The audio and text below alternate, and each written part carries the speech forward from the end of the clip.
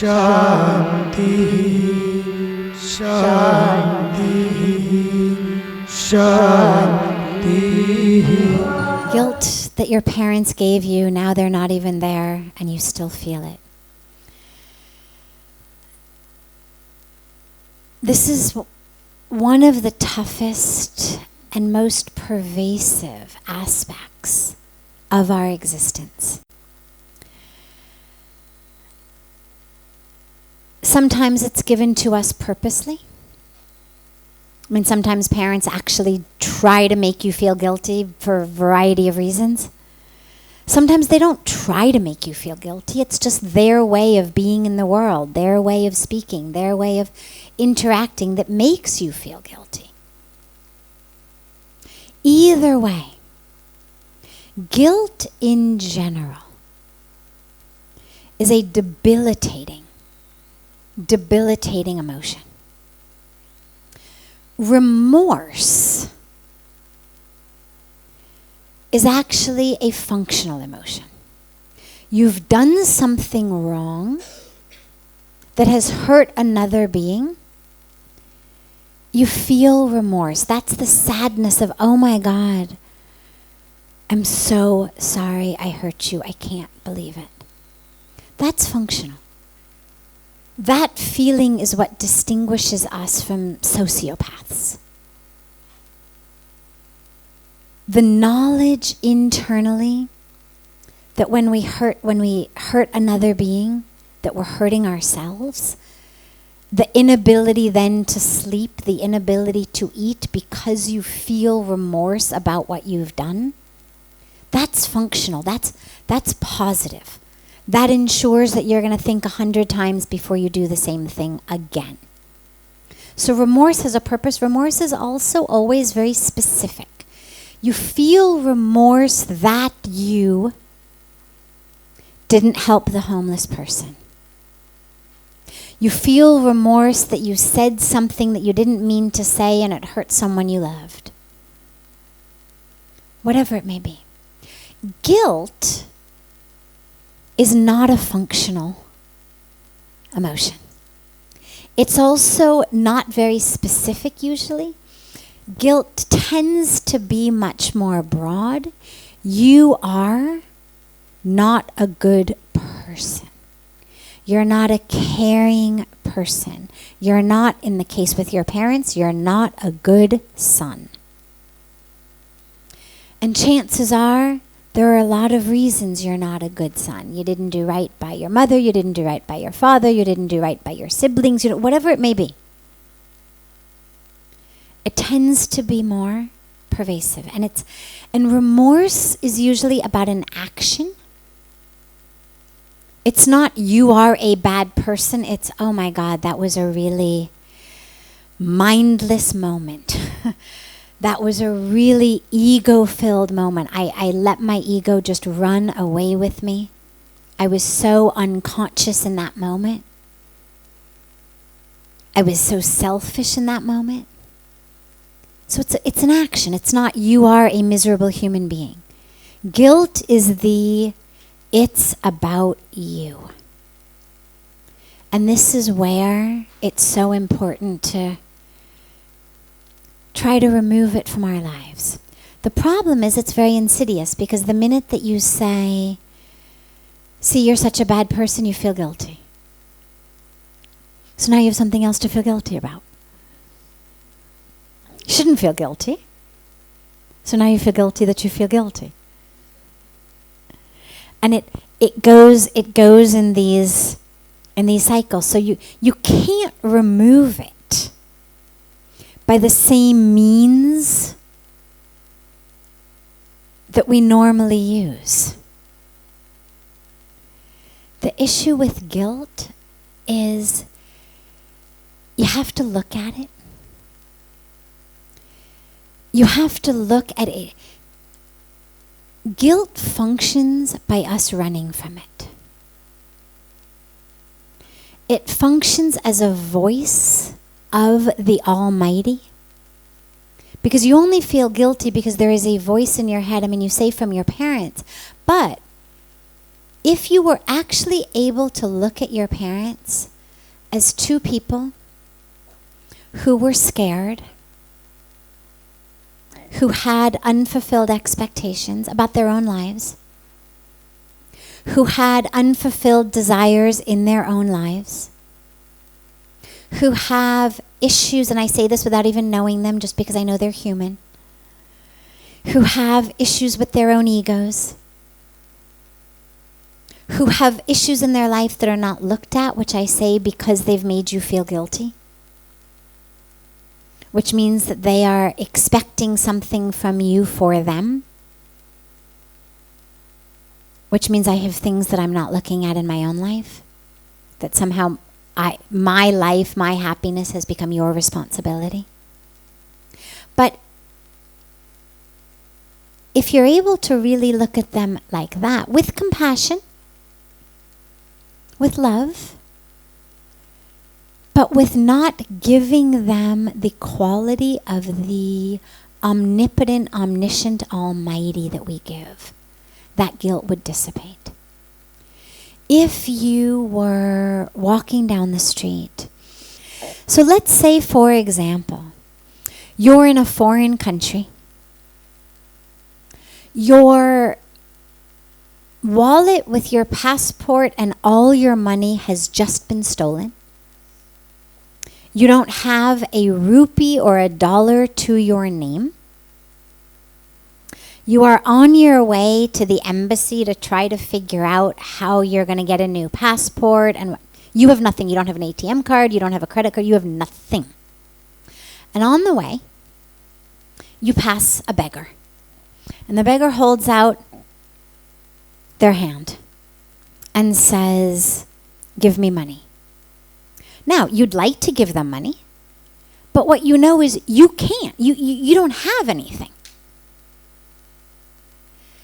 You may feel sad for the beggar because the situation the beggar is in is a sad situation.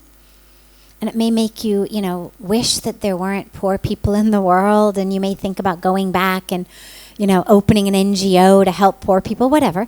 But you're not going to feel riddled with guilt for not being able to help that beggar in that moment, because you know that you literally can't. And so it's not going to fill you with guilt. And if that beggar, as you're walking away, says, "Selfish man, bad man, selfish man," it's going to sting a little if you're compassionate and you care, but it's not going to haunt you, because again, you know you couldn't. There was nothing in that moment you could do now. You may vow to go back and do something later on, but in that moment you had no ability to do anything. The voice of our parents is a voice that looms in our brain as the omnipotent, omniscient voice. And so instead of looking at them as humans with their own issues, with their own attachments, with their own desires and expectations and fears and confusion and ego and identities and all the things that we all have, we see them as this omniscient being. And even when that which they ask of us is something we cannot do, that voice looms as the voice of the Almighty. Selfish, bad. And it stays with us. And this is where it's so important to be able to really look at it objectively. As I was saying just the other night, the age at which most of our parents have us is mid-20s. Okay, anybody here 25 or younger, raise your hand. Anybody 25 or younger? If you're 25 or younger, stand up for a moment. Just stand, that's okay, just stand up for a moment. All right, everybody else look at them. Do they look omnipotent to you? They're very sweet. You can sit back down. They're very, thank you. They're very sweet. They're babies. Right? I mean, other than the one who really was a baby. I mean, you guys are adults, but you're not omnipotent beings. From the perspective of someone who's no longer 25, you look like babies. But we infuse in our parents, who in the vast majority of cases were right around that age when they had us. It's been my generation. I just turned 47. It's my generation that has started having children in their mid to late 30s or even 40s. But pretty much every generation before my generation as parents,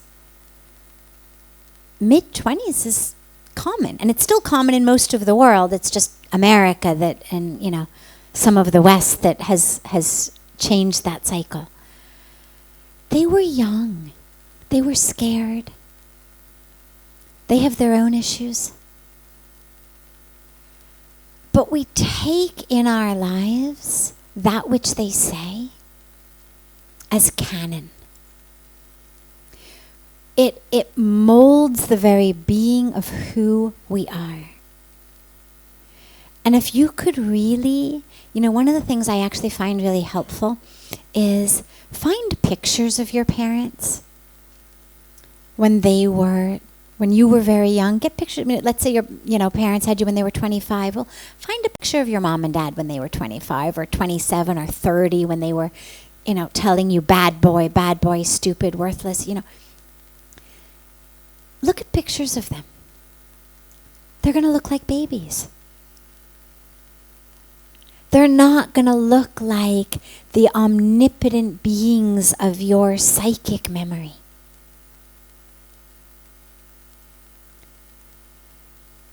And when you can do that, and if you can put them in context, the more you know about your parents' life, and I'm not saying this, that all of what they did to us, all of what they said to us, it's all okay, it's good, it's great, we shouldn't, have any issue. But to just put it in perspective, we all make mistakes. Did anybody before the age of 30 ever say anything you regretted?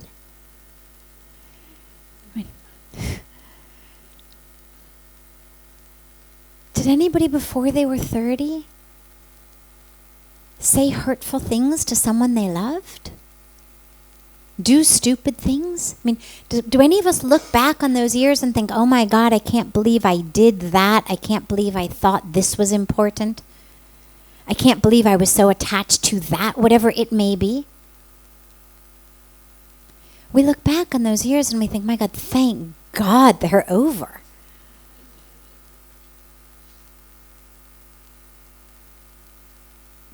Because we're so much more grounded and centered and mindful.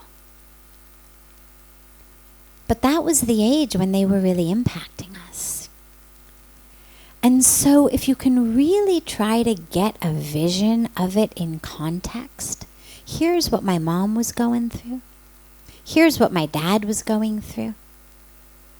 Here's why they weren't always available in that way, whatever the story may be. And it doesn't mean that your feelings of hurt or pain or anyone's are wrong and that you should feel guilty for feeling badly. It just gives you some perspective. And with that perspective, what you realize is, I have a choice to carry on what they told me. I'm no longer that age, but I've carried it for all these years. I have a choice. They said it to me at a time in their life when they were scared, confused, upset, whatever it was. Patterns in their life were not moving how they wanted to. That's why they have filled me with guilt. That's why they have given me the responsibility for their happiness in such a way that I feel guilty. But you don't have to carry that anymore. And letting that go, the last important point on this is letting that go is not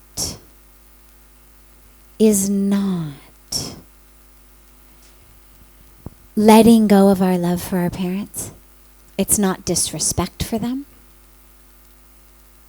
It's not a disservice to them. Rather, it's a service to them because it's freeing them of the karmic bond of things that I'm sure they regret saying, regardless of whether they're still in the body or not still in the body. Things that were said and done at a time of their life that they would probably redo if they had an opportunity to.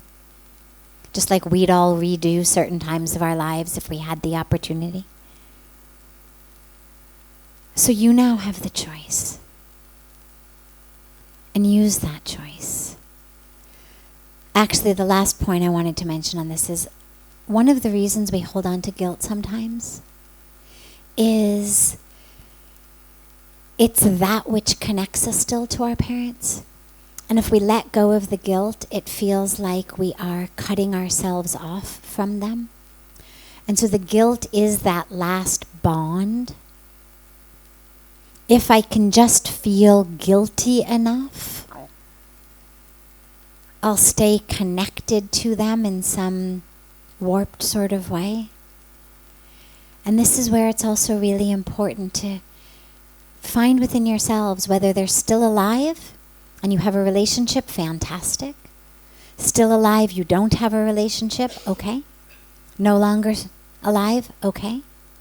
In any of these circumstances, how can you find a connection to them that doesn't rely on them saying to you, you are the best son ever?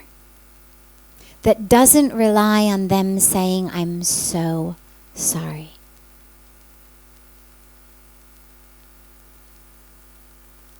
How can you find a connection to them that doesn't need that? And that's your challenge now. Because when you can find that connection, you'll be able to let go of the guilt. So find that in your heart. And even if the only connection is thank you for bringing me into the world. Thank you for feeding me when I was hungry. I mean, even if it's just that, find a connection so that you don't need to hold on to the guilt to keep the relationship alive.